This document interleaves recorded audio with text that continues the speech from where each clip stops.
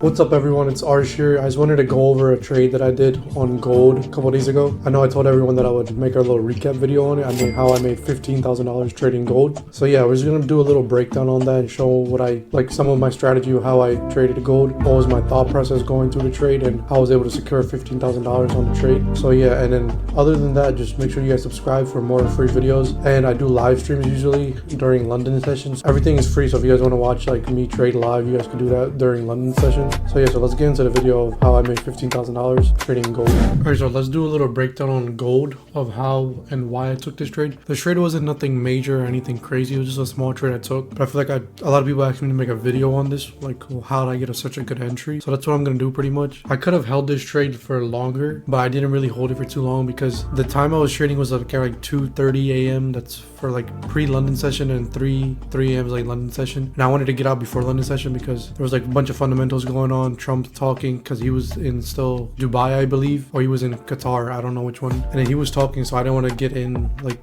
while he was speaking as well. So I wanted to exit before London session happened, because I don't know if the London volume came in, probably would have took me out of my entry and continued the bearish momentum, but instead it continued going bullish pretty much.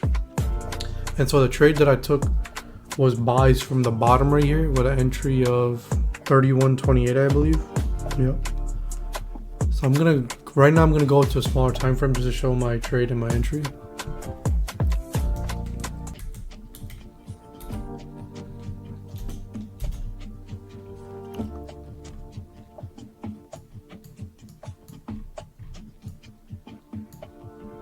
So this was a trade that I pretty much took right here. My entry was right here, 31.28, and I exited around 31.49 because to me I caught more than what I was anticipating. I thought I was gonna make like a quick $5,000 to $7,000 and I would be out, but the trade pushed and then I got out because, like I said, it was about to be London session, and I saw like the bullish pressure die down. I saw like the sellers stepping in, so I didn't really want to risk losing my profit because it almost came down to my entry, and it was about 3 a.m. I wanted to sleep, I was tired. But if I held this trade, I would have been up a lot of money, but I really didn't expect gold to move this crazy. But it did, just because of the uncertainty with Ukraine and Russia and how they're going with the peace talks and stuff. So it really didn't it was a little risky on my end. I could have put my stops at break even and let it ride, but I just wanted to secure the 15,000 because it's a good trade and I don't want to get too greedy in the markets.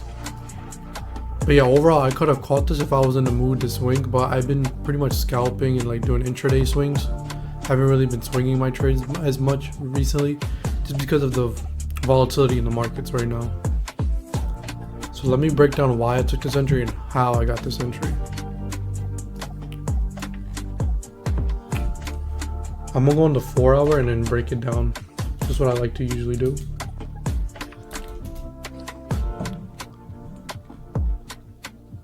So on the 4 hour, we can see we're pretty bearish right now. We're in a little downtrend going right now.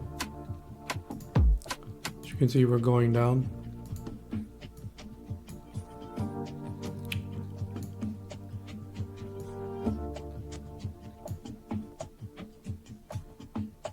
Short term, we're pretty much bearish, but overall, like if you go to the daily, we're still bullish on the trade. Gold is still bullish. It just had a minor pullback, and who knows, we can make new highs. But yeah, gold is still bullish pretty much, as you can see.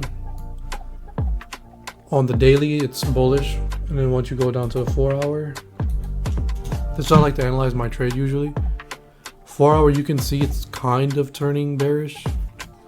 Let's just make a new lower low, we could say, but right now it's like in between. It's like in a little range right here.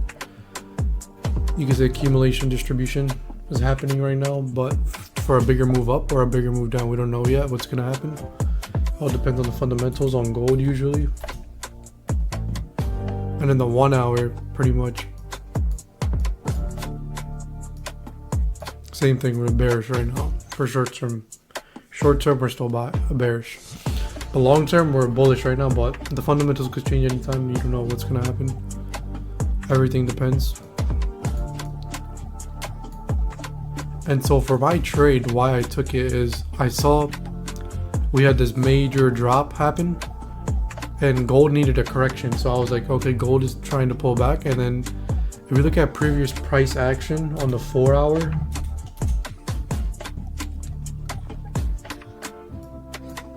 we can see price did the same thing over here. We saw a little support slash resistance right here. And I was like, okay, price is pushing down, pushing down. We had a huge drop right here, like a bearish engulfing candle. And you can see previous price action right here had the same thing happen, but price started dropping. Because you see the bullish buyers right here, they started giving up. The sellers started taking over, as you can see. We had a lot of consolidation going on. But here we had just one big bearish candle, engulfing candle, form right here, and then price just straight shot up because I had a counter trend line as well right here. I'll redraw it for you guys so you guys understand where I got this from. So I drew my counter trend line right here because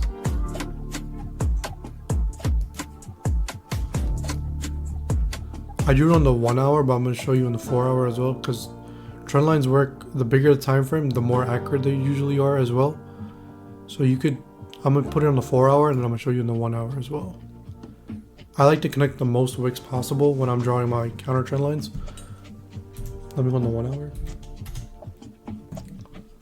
1 hour is going to be a little bit more cleaner because you get more cleanness on the wicks and the candles.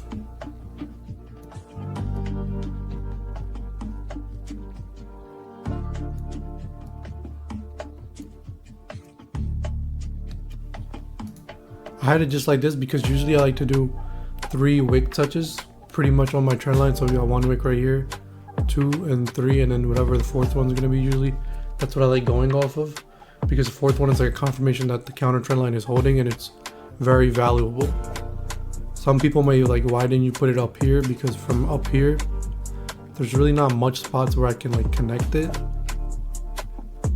And if I did, like, it doesn't really respect it. Like, that's why you have to scout and see where your counter trend line makes sense, and you're not drawing lines on a chart. Like, your trend line has to make pretty much sense. Like right here, you can see big moves happened, and look, another big move happened. Like, this counter trend line is going to be pretty much good throughout the trading history. Like, even till down here, it's going to show me what's going to happen. That's why you can't just like put random trend lines anywhere. You always need to make sure where you're putting your trend lines at and why you're putting them, and if they make sense or they don't make sense.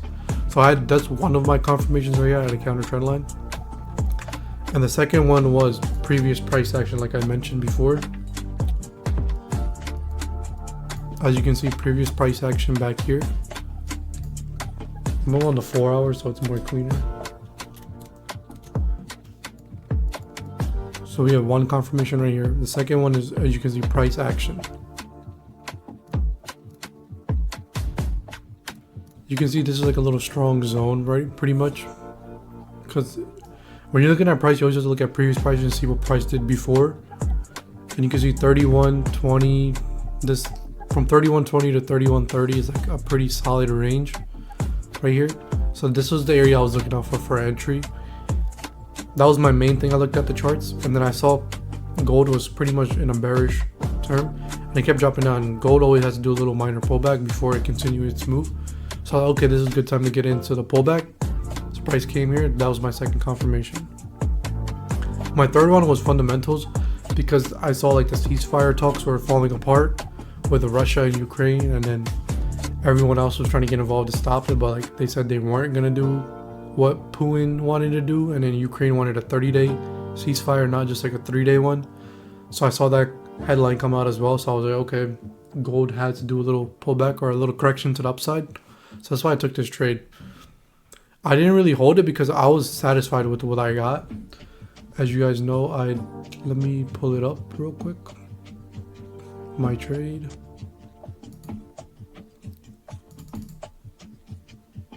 So this was my trade right here. It was gold buys 31.28, like I mentioned, and then the exit was 31.50. For me, it was a lot of money because I only sized it with 7 lots, and then I made 15K off of it. So I was pretty much happy with that. And this was a trade where I was holding the same one I showed you guys.